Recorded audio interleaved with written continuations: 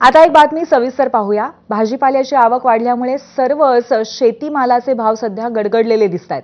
मेथीच्या भाजीच्या एक जुडी 1 पाव वजनाची असते आणि त्यासाठी शेतकऱ्याला किमान 5 रुपयांचा खर्च येतो। मात्र आता बाजारात हीच मेथी 1 रुपयाला विकावी लागते। लागवडीचा खर्चही निघत नाहीये, त्यामुळे शेतकऱ्यांना बागायती शेती परवडण्याजोगी नसल्याची कैफियत शेतकऱ्यांनी मांडली आहे। भाजीपाल्याचे दर 50% घसरलेत। बाजारामध्ये आवक वाढल्याचा परिणाम सातत्याने भाजीपाल्यावरती जाणवतोय।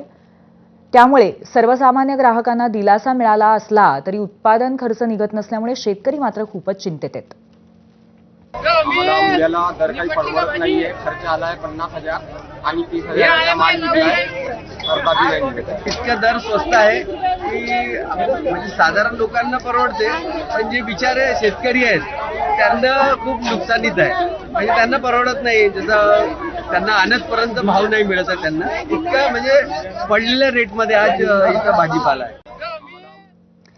नागपुरामध्ये जिल्हाधिकारी कार्यालय, क्रीडा संकुल तसंच आयुर्वेदिक